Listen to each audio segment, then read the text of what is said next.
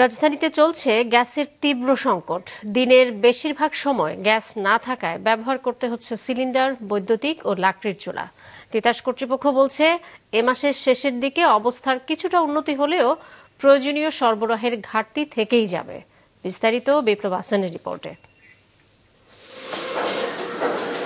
মোহাম্মদপুর আদাবর এলাকার অনেক ফ্ল্যাটেই এখন ব্যবহার হচ্ছে লাকড়ির চুলা।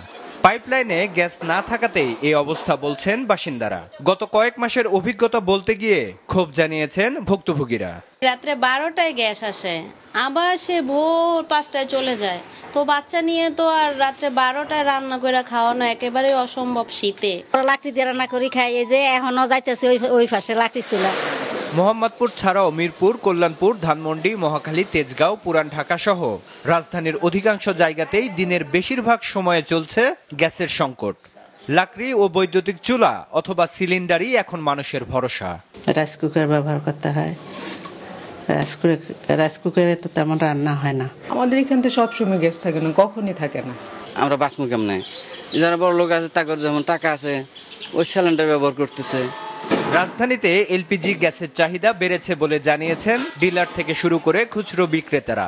বেঁচে কিনা একটু আগে বাড়ছে শীতের জন্য, মানে লাইন গ্যাসে আমাদের সমস্যার কারণে একটু বাড়তি।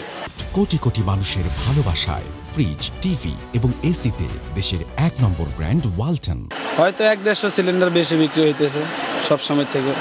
এদিকে তিতাস গ্যাস কর্তৃপক্ষ বলছে, জানুয়ারির শেষের দিকে প্রকট সংকট কিছুটা কমবে। তবে চাহিদা অনুযায়ী সরবরাহ না থাকায় সংকট পুরো কাটার সম্ভাবনা আপাতত নেই। টোটাল তিতাসের যে ডিমান্ড, আমরা প্রায় 1900 মিলিয়নের মতো গ্যাস চেয়েছি, সেটা হলো পার ডে। সেটা জাস্ট আমাদের কাস্টমারদেরকে স্যাটিসফ্যাক্টরি ওয়েতে ফুললি ডিমান্ড কভার করবে না, বাট যাতে লো প্রেশারটা কমে যায় বা লো প্রেশারটা না থাকে সেটার জন্য আমরা চেয়েছিলাম। কিন্তু আসলে আমরা এখন 1500, 1550 এই রেঞ্জে আমরা গ্যাসটা পাচ্ছি। দেশের গ্যাস ক্ষেত্রগুলো ছাড়াও জাতীয় গ্রিডে গ্যাস সরবরাহের জন্য 2টি ভাসমান এলএনজি টার্মিনাল আছে। বিশেষজ্ঞরা বলছেন, সংকট কাটিয়ে উঠতে আরও একটি টার্মিনাল স্থাপন অত্যন্ত জরুরি। বিপ্লব হাসান, মাছরাঙা সংবাদ, ঢাকা।